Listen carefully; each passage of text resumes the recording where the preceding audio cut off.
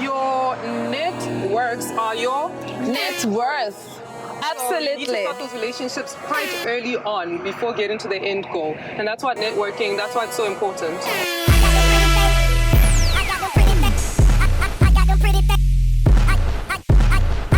Hello everybody, my name is Refilwe. And I'm Letso. And welcome to Sisters on Live. So today we're going to be sharing with you 4 simple tips on how to boost your networking skills. A lot of the times people are like, yeah, I get the importance of networking, but where do we start? Yeah, no, Lina, I get that a lot. A lot of people are just, because every time I speak about networking, it's like, how do I network? Who do I talk? Where do I start? Where do I go? So that's what do I say? Right? So that's what we're discussing today. Yes.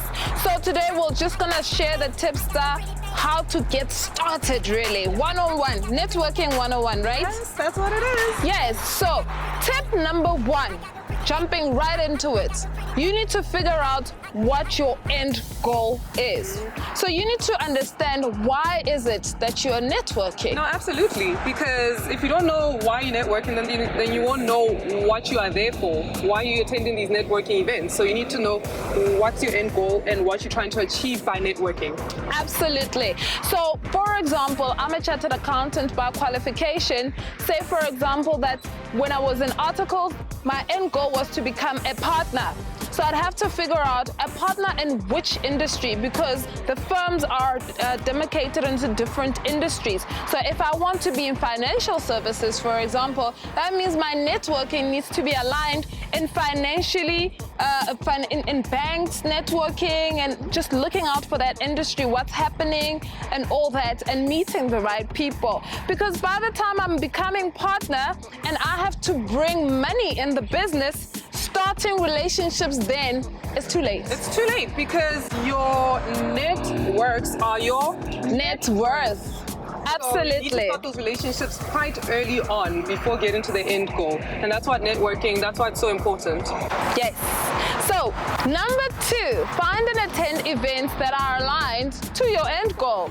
No, absolutely, because there's no point in, like the example that you just mentioned, trying to be partner and trying to make those networks and then attending events that deal with marketing. So you don't want to just be at events for the sake of being a networking event. It has to be events that actually affiliate and align with where you want to be. Yes. So in my personal case, I started attending events that are aligned to professionals in my field. So whenever Abasa said there's an event, I was there. AWCA, I was there. And then I took it a step further. If BMF had an event, I was there. APSIP, I was there.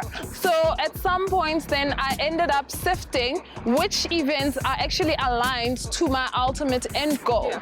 Then I started to filter down and it worked that way. Number 3, make yourself visible at these events. So there is absolutely no purpose in attending an event if odonyamela fella in the crowd. The reality is that most of the things that are being discussed are Googleable, so you can Google these things online. However, the whole point is to make connections, right? Absolutely, and that also includes speaking out and asking questions at these events. It's important, it's critical to sit in that front row, second row, and ask questions so that you can be seen, especially if there's somebody that is on the panel that you want to connect with. This is the perfect way to be seen. Just when you do ask those questions, introduce yourself. Actually, Refilwe, do it for us. You do it really well.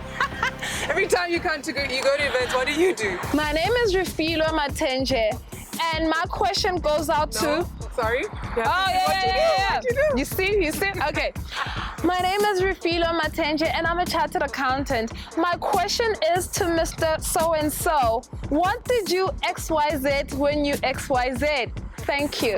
And what does that do? That means that Refilwe has been seen at this event. Refilwe can now, after the event, go to Mr. So-and-so, Miss So-and-so, and continue with the conversation from there on some, hey, that answer that you gave, I understood it, but, how would you advise on this? And then what I say is, while we're at it, can I please have your number so that I can access you whenever I have these questions? And that is one of the secret ways I actually actually create networks and collect phone numbers from people that seem unreachable. Unreachable, yeah, the influential people. Hey? Yeah. So, and then that brings us to tip number 4.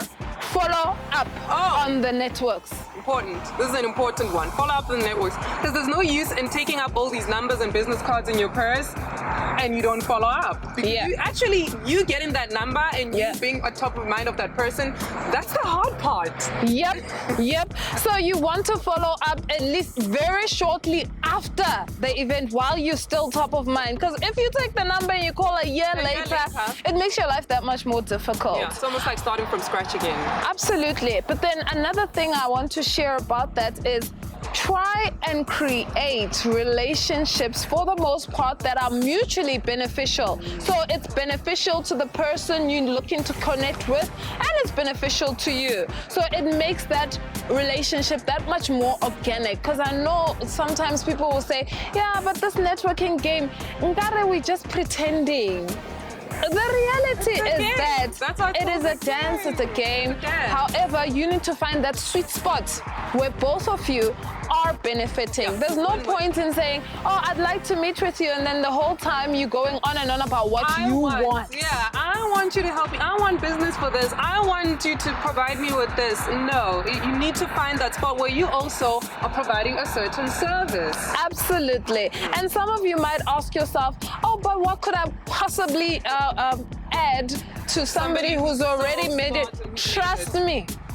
There is something you can always assist with. There is always something you can assist with. If I can provide you even an example, I mean, this is a very simple one. I met somebody influential and I mentioned that I'm a young person, I'm a lawyer, and I do this, and she was really good at what she did. And at that point, I wasn't sure how could I possibly create a win-win situation with this lady. And she then said to me, hey, I actually have a son who's more or less your age. I'm not too sure what he's doing or what his train of thought and mind is. If you don't mind you calling him and just, telling him all about law and what you do and how to inspire him in some sort of way.